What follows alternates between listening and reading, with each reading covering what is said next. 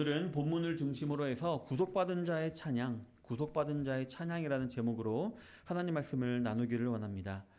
성도 여러분, 지난 2010년에 그 칠레에 있는 산호세 광산이 무너진 적이 있습니다. 그래서 33명의 광부가 69일 동안 그 밑에 지하에 있는 피난처에 갇혀서 이제 도움을 기다렸던 사건이 있었습니다.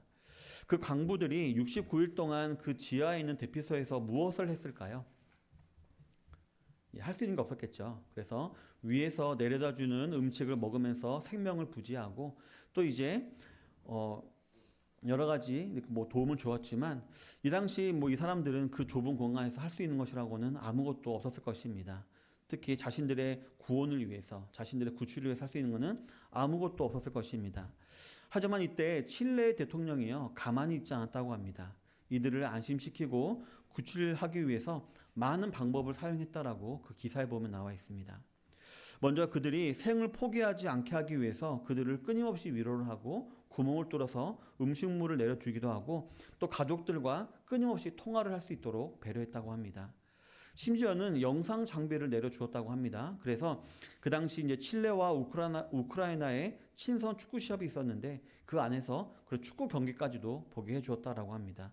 그 33명 중에 한 명이 축구 광이어서 너무 보고 싶다 그래서 대통령이 내려줬다라고 합니다. 하지만 아무리 그 안에서 우리가 자기도 하고 먹기도 하고 축구를 봐도 그 환경은 어떤 환경이었을까요? 그냥 목숨만 부지하기에 그런 환경. 그래서 솔직히 인간으로 살기에는 충분한 환경은 아니었던 것이었습니다. 그렇기 때문에 그곳에서 생명을 길게 연장한다고 해서 아무리 위로를 받는다고 해도 어떤 소용이 있었을까요? 큰 소용은 없었을 것입니다. 그들에게 가장 필요한 것은 밖으로 나오는 것. 나와야지만 의미가 있고 그런 것입니다. 따라서 그 지하에 있는 피난처는요 실제로 그들이 어떤 상황에 있었는가 정말 절망적인 상황이 있었다는 것을 나타내는 것이라고 볼 수가 있을 것입니다. 그렇기 때문에 칠레 정부는 그 사람들을 구하기 위해서 그들을 지상으로 올리기 위해서 한 사람 크기만한 굴을 뚫어서 캡슐을 내려보냈다고 합니다. 그래서 그 캡슐에 딱 한 사람이 들어간다고 합니다. 그래서 그 캡슐을 통해서 이렇게 올라올 수 있도록 했는데요. 그 33명의 사람을 구출하는데 22시간이 걸렸다고 합니다.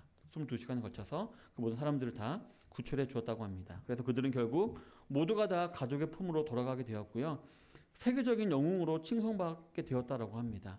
우리는 그때 무슨 일이 있었는지 모르겠지만 이 사람들이 백악관으로 초청받기도 하고 인터뷰도 하고 좀 많이 유명해졌다라고 합니다.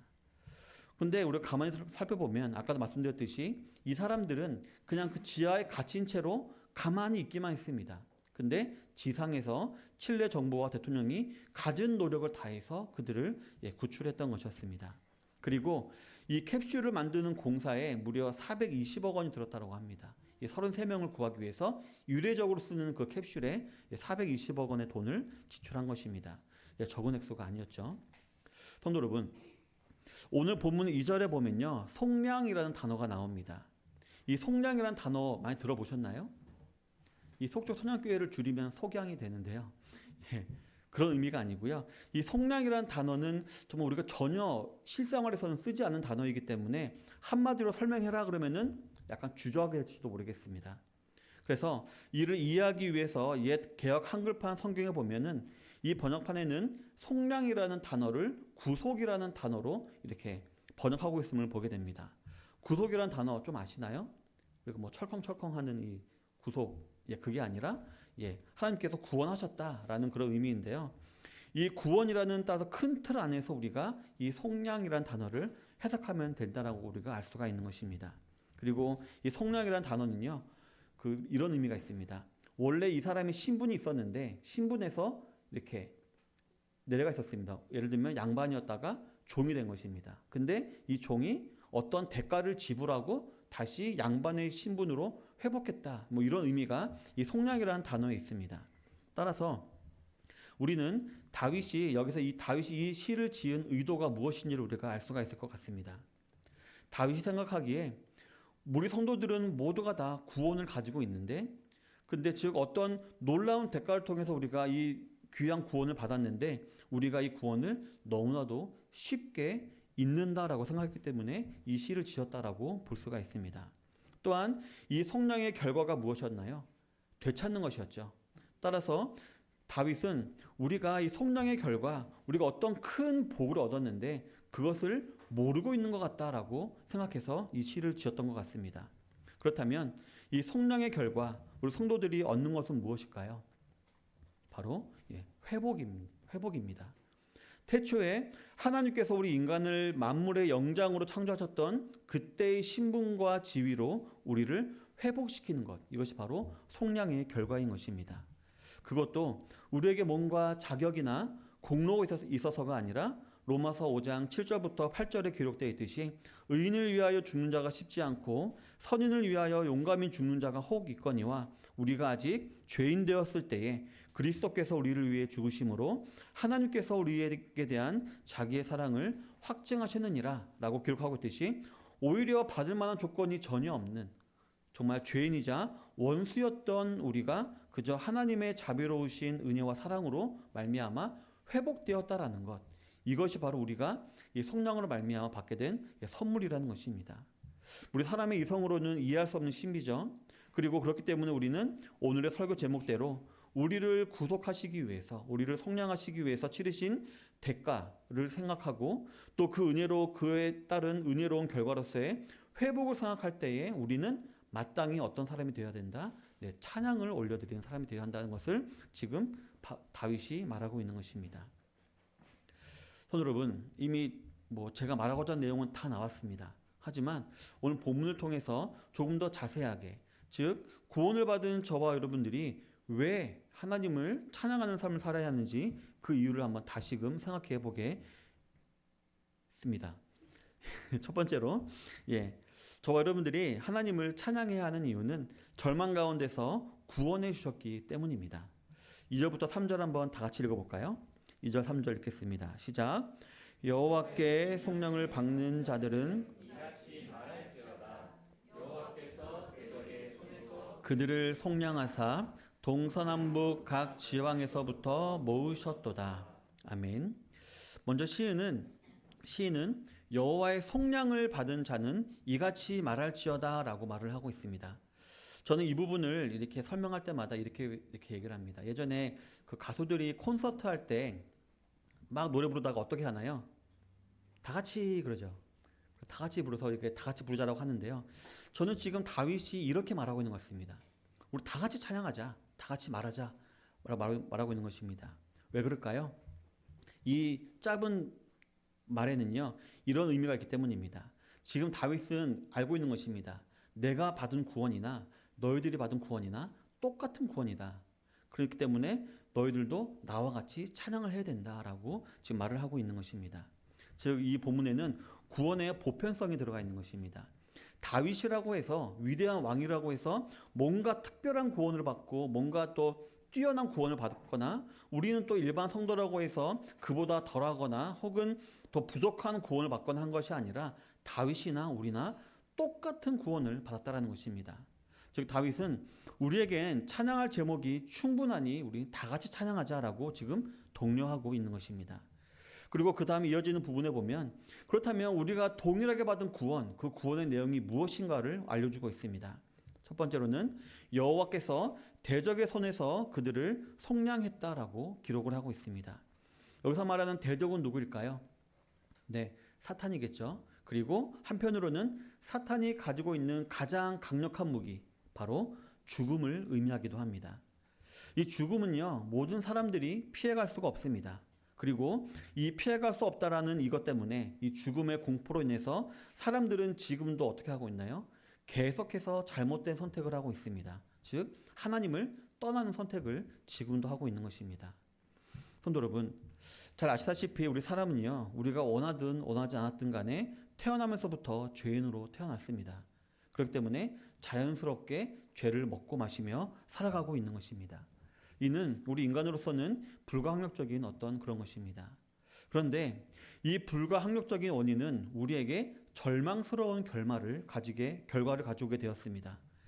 로마서 6장 23절에 보면 죄의 싹은 사망이요 라고 했듯이 우리가 짓고 싶어서 지는 것이 아니라 죄인으로 태어났기 때문에 지을 수밖에 없는 그 죄 때문에 우리에게 죽음이 오게 되었다라는 것입니다. 그리고 히브리서 9장 27절에 보면 한 번 죽는 것은 사람에게 정하시는 것이요 그 후에는 심판이 있으리니라고 기록하고 있습니다. 그냥 죽음으로 끝나면 그나마 괜찮을 것 같습니다. 근데 그 이후에 심판이 있다고 합니다. 그래서 심판을 통해서 지옥으로 가서 영원한 형벌을 받게 되었다라는 것입니다. 이것이 저와 여러분들이 성경을 통해서 알고 있는 무엇인가요? 모든 사람들의 시작과 결말입니다. 겉보기에는 화려한 사람들이 있을 수 있고요. 겉보기에는 평범해 보이는 사람이 있을 수 있습니다. 이런 차이가 있을지 모르지만 결국은 다 똑같이 죄로 말미암아 죽어 심판받고 지옥에 가게 된다는 것입니다. 그런데 이러한 대적, 즉 사탄과 죽음에서 하나님이 우리를 선택하시고 우리를 속량하셨다라고 기록을 하고 있습니다. 엄청나게 복잡하고 심오한 내용이 문장 안에 있겠지만 간단히 말하면 하나님께서는 우리를 속량하시기 위해서 일정의 대가를 치르셨고 그 대가로 말미암아 저와 여러분들이 태어날 때부터 가지고 있었던 그 죄를 없이 하셔서 죄 짓기 전 에덴 동산의 아담과 하와의 상태로, 즉 하나님과 교제가 가능한 의로운 상태로 우리를 다시 회복시키셨다라는 것입니다.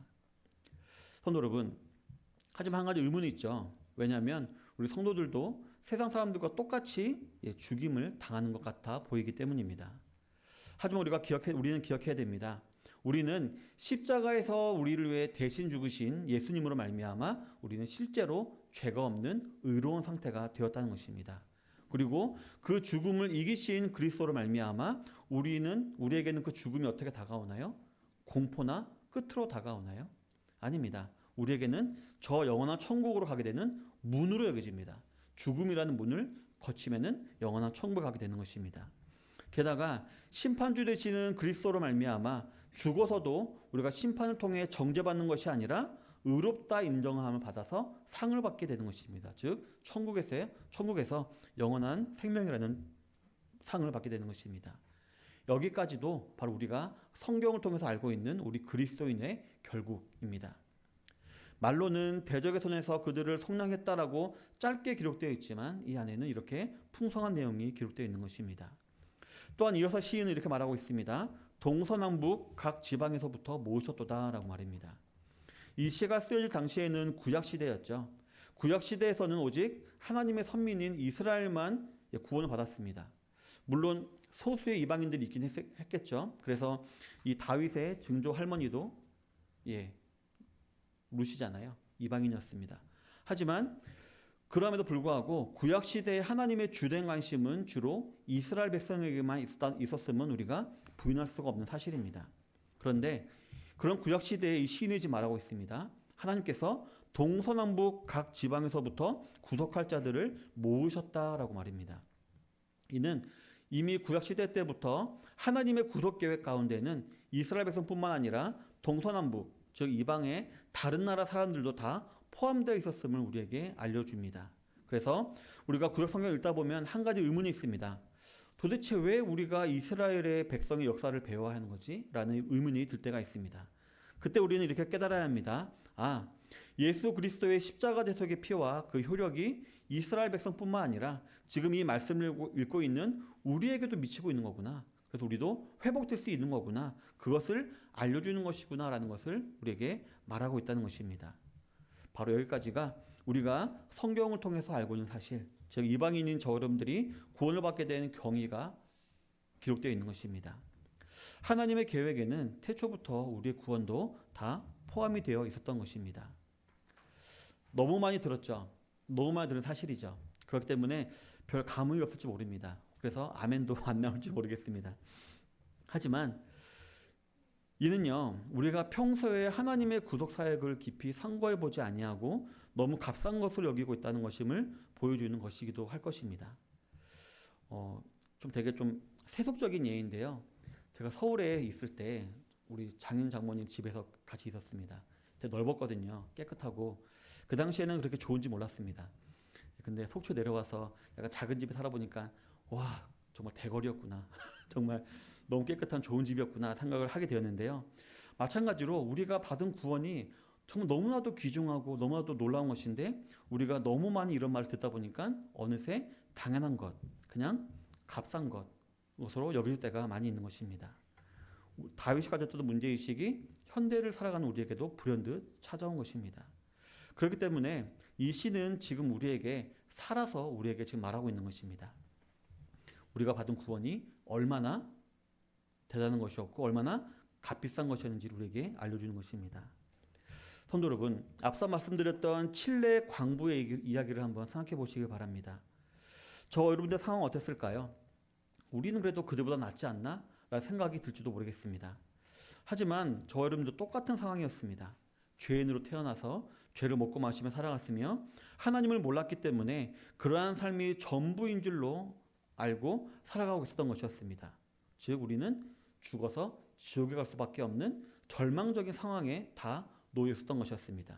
그리고 지금도 저밖에 많은 사람들은 그러한 절망적인 상황 가운데 놓여져 있죠. 그런데 하나님께서는 그런 절망적인 상황 가운데 있던 저와 여러분들을 구원하시고 진정한 회복을 주시기 위해서 온갖 방법을 다 사용하셨습니다. 그리고 하나뿐인 아들을 희생시키는 대가도 치르셨던 것이었습니다. 그리고 하나님께서는 단지 저와 여러분들에게 그 예수님을 믿을 것만 요구하셨는데 그 믿음조차도 우리에게 어떻게 주셨나요? 선물로 주셨다라고 성경은 말하고 있습니다. 따라서 우리들은 그저 하나님으로부터 전적으로 받기만 한 것밖에 없는 것입니다. 그런데 이렇게 그저 받기만 하다 보니까 어떻게 되나요? 받기만 하다 보니까 어떻게 될까요? 시간이 흐름에 따라 점점 그 감격은 사라지고 그 구원을 어느새 아멘조차 나오지 아니하는 값싼 구원으로 우리가 치부하게 된 것입니다. 하지만 우리가 한번 우리 사람의 입장이 아니라 하나님의 입장에서 한번 생각해 보시기 바랍니다. 칠레 정부가 그 광부들을 구하기 위해서 420억이라는 큰 돈을 사용했듯이 하나님께서는 자신의 하나뿐인 아들이라는 가장 비싼 값을 치르고 저와 여러분들을 구원해 주셨다는 것입니다. 하나님 입장에서 보면은 저 여러분들의 구원이 절대로 값싼 것이 아닌 것입니다. 한 번 감사하고 아니면 가끔 감사하고 끝낼 정도가 아니라 우리가 평생 감사하고 보답을 해도 다 갚지 못할 가장 값비싼 것이 바로 저와 여러분들의 받은 구원의 대가라는 것입니다. 하지만 우리 사람은 그저 받는 자의 입장에서만 생각하다 보니까 결국 이렇게 값싼 것으로 치부해 버릴 때가 많이 있고요. 이로 말미암아 수많은 잘못들을 범하는 불충과 죄를 짓고 있는 것입니다. 성도 여러분, 지금까지 알아보았듯이 절망 가운데 있던 저와 여러분들을 은혜와 사랑으로 구원해 주시기 위해서 하나님이 치르신 대가, 그리고 그를 통해 의도하신 회복이라는 축복을 생각해 볼 때 하나님은 저와 여러분들의 찬양과 감사를 받을 만한 조건이 있으실까 없으실까요? 항상 충만히 받으실 만한 조건이 있으신 분이십니다. 부디 말세일 때에 항상 자신의 구원을 상고해보며 항상 기뻐하고 쉬지 말고 기도하며 범사에 감사하며 항상 하나님께 감사의 찬양을 올려드리시기를 쉬지 않으시는 모든 성도님들이 되시기를 바라겠습니다. 그래서 매일매일 삶 가운데 항상 구원의 감격에 깨어있는 성도님들이 다 되시기를 바라겠습니다. 두 번째로 저와 여러분들은 고통 가운데서 구원을 주셨기 때문에 하나님을 찬양해야 합니다. 본문 4절부터 6절 한번 읽도록 하겠습니다. 4절부터 6절입니다. 시작. 그들이 광야 사막길에서 그리고 목이 말라 그들의 영혼이 그들 안에서 피곤하였도다. 이에 그들이 근심 중에 여호와께 부르짖음에 고통에서 건지시고. 아멘. 먼저 시인이 말하고 있습니다. 그들이 광야 사막길에서 방황하며 라고 기록을 하고 있습니다. 이는 출애굽한 이스라엘 백성들이 가나안 땅에 들어가기 위해서 40년 동안 사막을 지낸 사실을 회상시키는 것입니다. 그리고 이는 저 여러분들을 회상시키는 것이기도 합니다. 우리는 이미 구원받았죠. 천국 백성이 되었습니다. 하지만 그럼에도 불구하고 여전히 이 세상에서 나그네와 행위와 같은 모습으로 살아가는 모습을 알려주는 것입니다. 그리고 거주할 성읍을 찾지 못하고 라고 말하고 있습니다. 여기서 거주할 성읍이란 아마 광야에서 사람이 살만한 장소를 의미하기도 할 것이고요. 궁극적으로는 그들이 정말 정착하게 될 가나안 땅을 말하는 것이기도 할 것입니다. 하지만 이 가나안 땅은 어땠나요? 하나님께서 들어가도록 허락하지 않으셨기 때문에 그들에게는 찾지 못하는 성읍으로 남아 있었고요. 그래서 그들은 광야에서 마음 편히 쉬지 못하는 그런 상태가 되었음을 나타내는 것이었습니다. 그리고 이 사실은 저와 여러분들의 실존을 말하기도 하죠. 저 여러분들의 거할 곳은 이미 저 천국에 있고요. 우리는 우리의 사명에 따라 아직 이 땅에 남아 있는 것이기 때문에 물론 우리의 소유로 된 집이 있을지 모릅니다. 하지만 그 집에서도 우리가 항상 편한가요?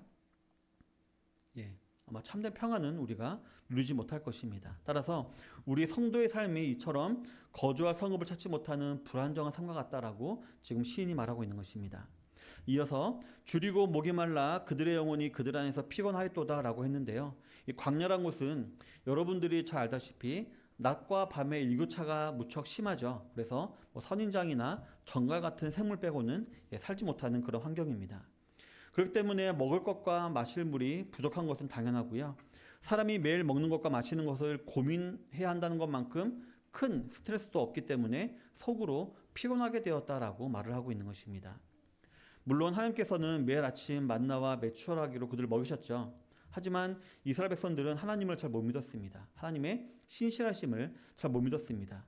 따라서 만나와 메추라기를 먹으면서도 언제 이게 끊길지 몰라라는 불안감을 그들은 항상 가지고 있었기 때문에 그들은 만나와 메추라기를 먹으면서도 항상 그 마음 가운데 내일 뭐 먹지? 이런 불안함으로 항상 살얼음판을 걷는 듯한 불안함을 가지고 있었을 것입니다.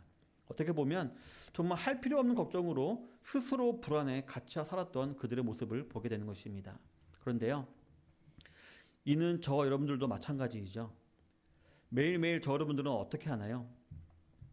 먹고 마실 것을 위해서 열심히 일을 하죠. 열심히 일을 하고 고민합니다.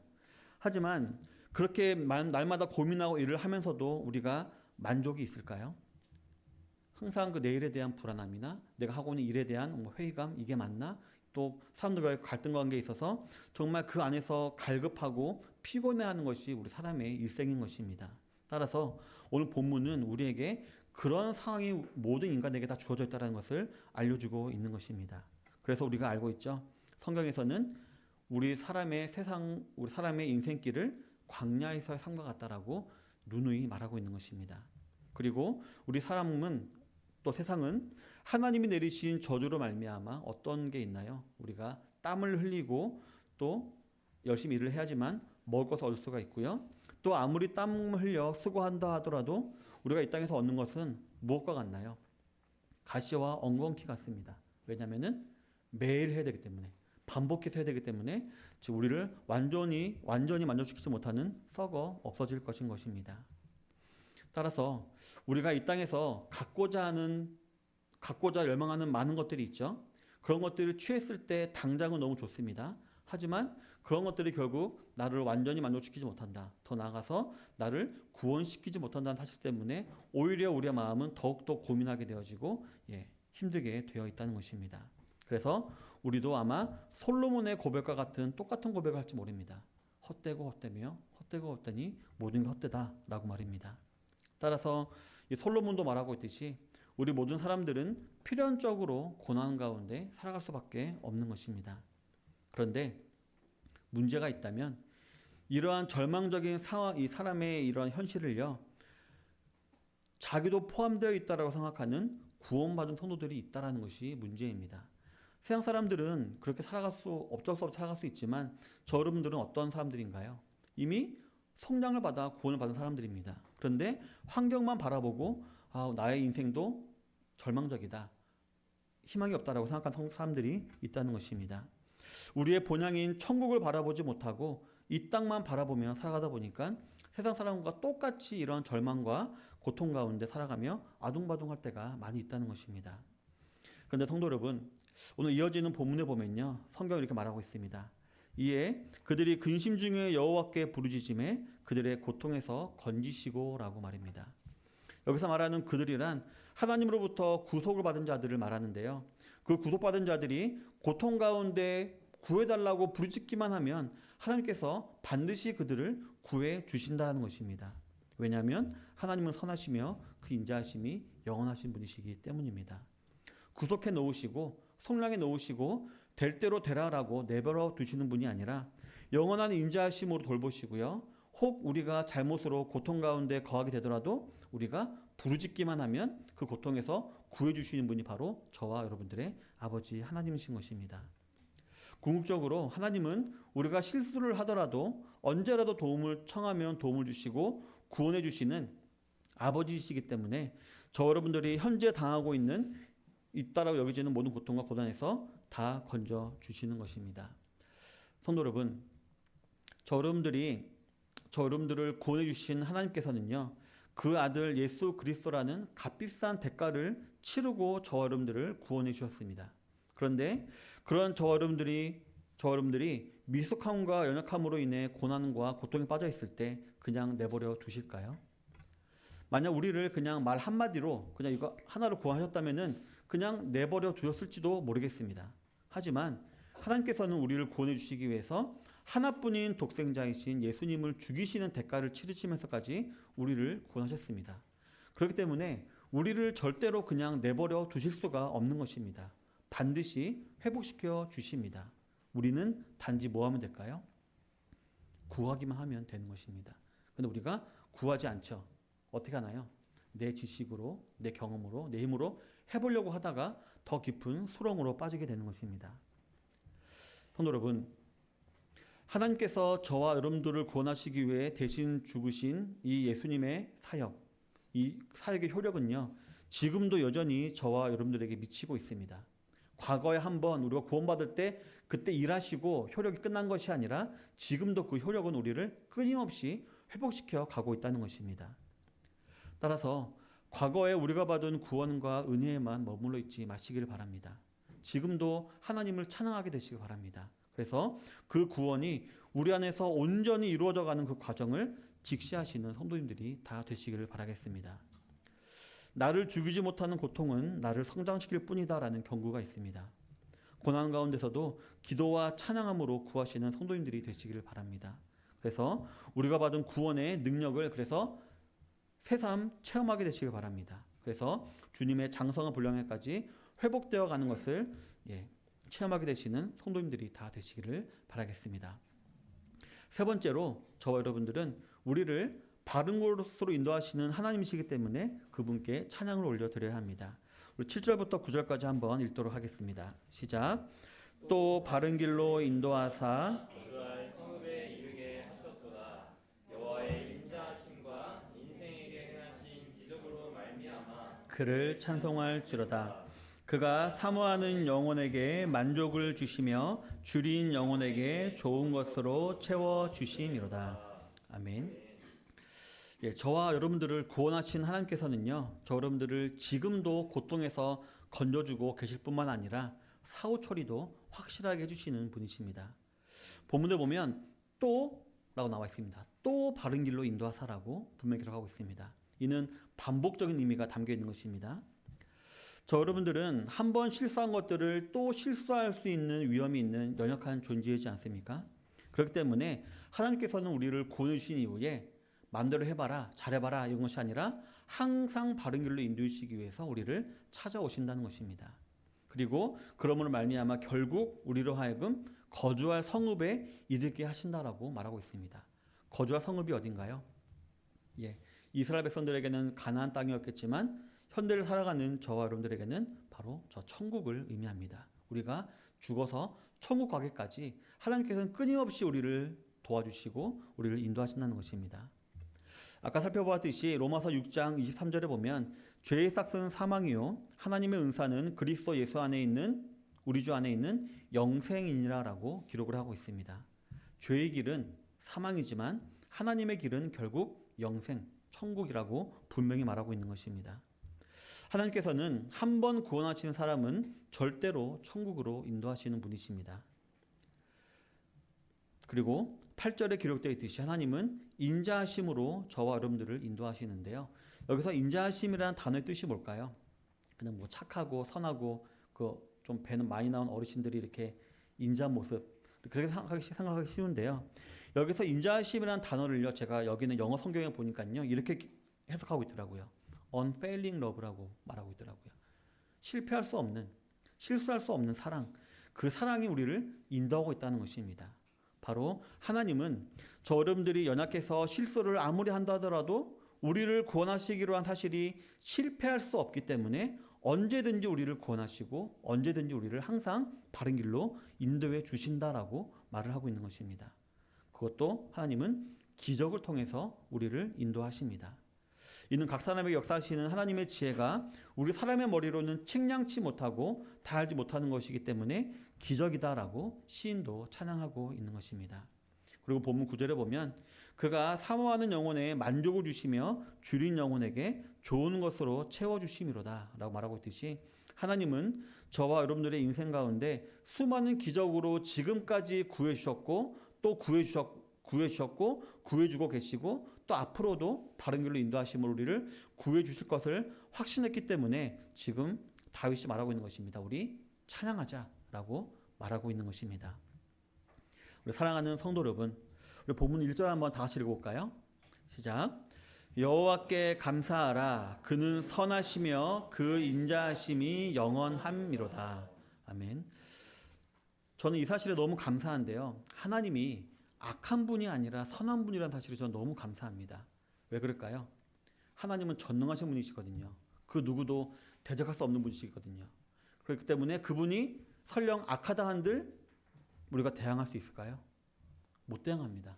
우리가 어떻게 그분을 막을 수가 없습니다. 근데 감사하게도 그 전능하신 하나님이 선한 분이시라고 말하고 있습니다. 그리고 항상 언제나 선하신 분이라고 성경은 분명히 말하고 있습니다. 하나님에겐 어두움이 하나도 없으시고요. 회전하는 그림자가 없다고 하십니다. 이 회전하는 그림자가 없다라는 말의 의미는요. 후회가 없으시다는 뜻입니다. 따라서 하나님이 우리에게 선을 베푸시기로 마음 먹으셨잖아요. 근데 그 사실을 후회하지 않으신다는 것입니다. 우리 인간은 후회 많이 하죠. 내가 저 사람한테 괜히 잘해줬어. 나 이렇게 뒤통수 치다니. 우리가 사람은 후회할 때가 많이 있습니다. 따라서 우리가 하나님을 사람으로 우리가 한번 생각해 본다면은 저를 볼 때 박천도 저거 괜히 목사시켰어. 저거 말 하지도 못하고 이런 식으로 후회하고 너 그만 내려와. 이런 식으로 할 수 있을 것 같습니다. 근데 참 감사하게도 하나님은 후회가 없으시다고 하십니다.